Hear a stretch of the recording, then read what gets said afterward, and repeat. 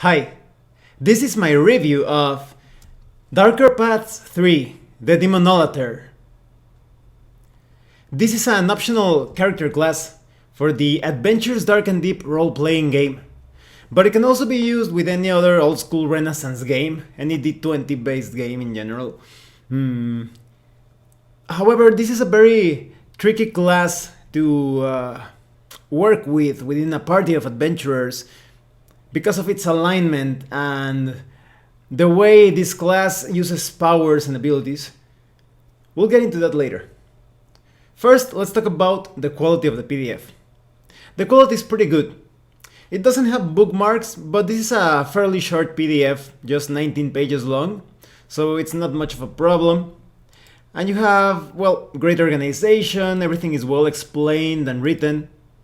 However, I think the illustrations, there are very few illustrations.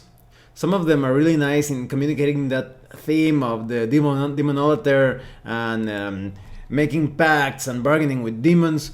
However, I feel that some of the others don't communicate that theme as strongly. You have some images of mushrooms and such, and toadstools, but I don't know, I was expecting something a bit more disturbing or creepy. You also have like an image of Dagon, I believe. So even though the illustrations are decent in the way they communicate the theme, I think they could have been better. Now let's talk about the contents of the PDF. The Demonolater, well, first you have an introduction to what the class is. And this is basically a class that has to do with bargaining and making pacts with demons. You have a demonic patron, and depending on the patron that you have, you get different abilities and powers.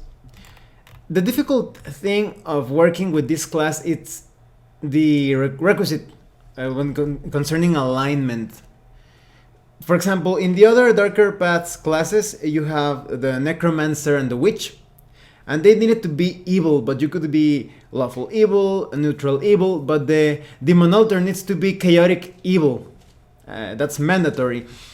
So, for example, working with a lawful evil character, it's quite possible with a party of adventurers that are neutral or even good, lawful good, chaotic good, because the lawful evil character, as long as it serves his methods and needs, he's going to follow the rules in a way of speaking, or at least bend the most he's going to do is bend the rules a bit to his own, according to his own needs and purpose.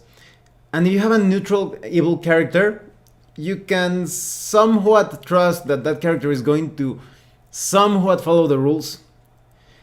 But when it comes to chaotic evil, this is quite unpredictable.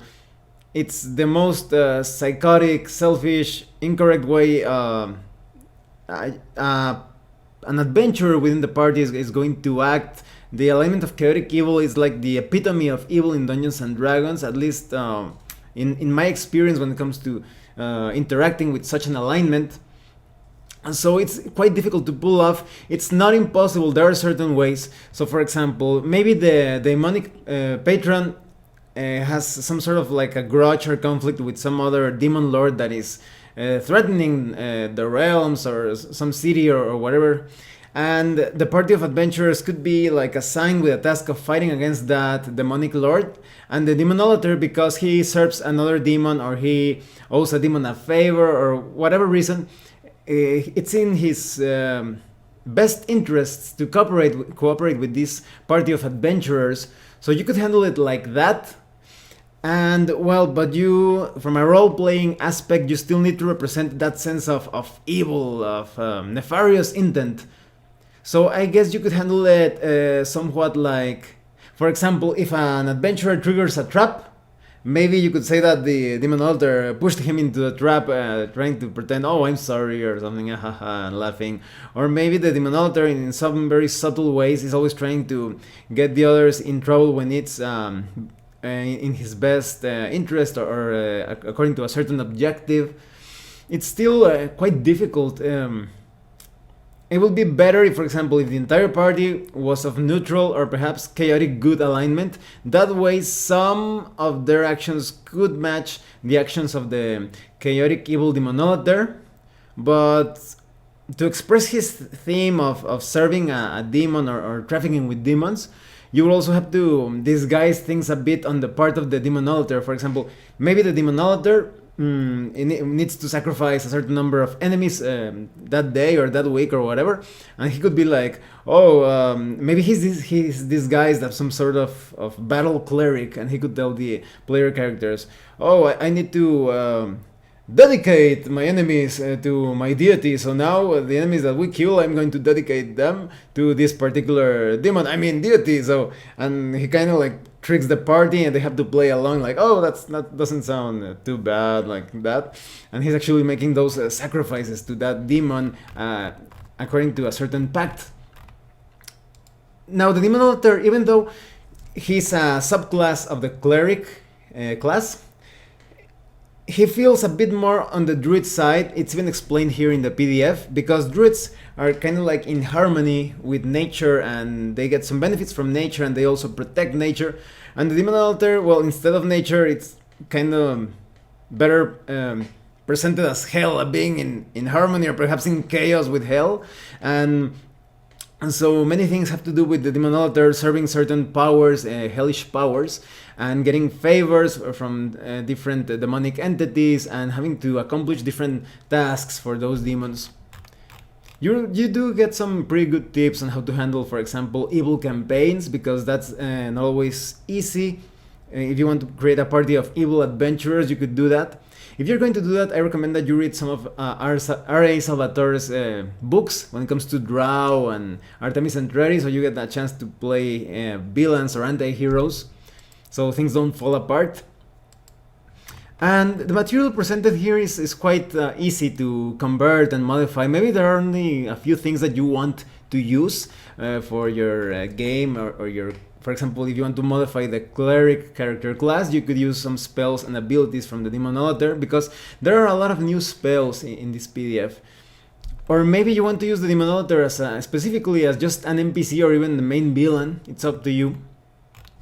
And as I was telling you, the Demonolater needs to be evil, but other than that, he feels a lot like a cleric, at least mechanically, not thematically. Thematically feels a bit more like a druid at times, because you can wear all sorts of armor, and your weapon selection are a bit more on the sacrificial side. That is, it's different from clerics who usually use blunt weapons. The Demonolater's weapons of choice are a bit more contrasting in that respect. You get details on the advancement of the Demonolater, that how many spells per level you get, etc. And as I was telling you, you get a lot of new spells. So for example, in first level you have spells like Cause Pain, Ceremony, or then as you go up in levels, you get something like Compel Truth, Cone of Harm, instead of Cone of Cold. That's pretty cool. And then you have Break Resistance, Dark Offering, Demand Service, Invite Possession. I'll talk about that. That's a pretty interesting spell later on. Iron Cage, Seized Thrall, Gate Greater Demon, and such. So as you can see, all of these spells have a lot to do with the theme. That's pretty nice. The Demonolater can also create magical items, and you get a familiar at the start. That seems pretty standard from a spell casting class. But then you have a patron demon. You need to have a demon that the Demonolater negotiates with or serves directly. And depending on this demon, you have different powers. So for example, you have Arachnia, and you're going to have a lot of spider-like powers, like Spider Climb, and then you can summon spiders. Or maybe you want a different demon, such as Dagon, and it has to do with water. So you have things like you have automatic seamanship skill. You can breathe underwater, and the powers become more and more powerful at later levels. So for example, starting at 7th level, Dagon's Demonolaters can shape change into any sort of sea creature. You want to turn into an octopus or a shark, you can do that. as long as its mass and size are no more than double that of a human. So not too big, but still quite nice.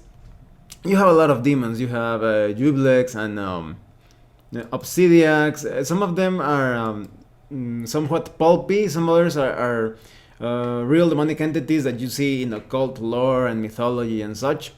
And then you have details on demonic pacts and services. You have different information according to the patron that you are serving. But when it comes to pacts and services and favors, it's up to the game master really to handle it in different ways that serve the campaign's purpose. Different types of human sacrifices and such are always welcomed by the demon lords that the Demonolater is serving.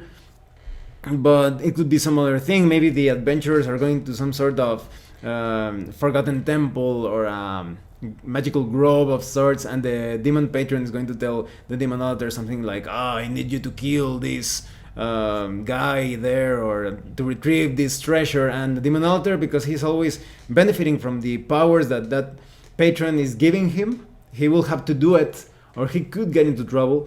And there are actually rules to change patrons. So if you don't like a demon lord anymore, you could turn to the side of his enemy or rival, but you usually need to kill some sort of like a priest or a servant of your former demon lord. You do require some to perform an act of good faith, so to speak, to change patrons.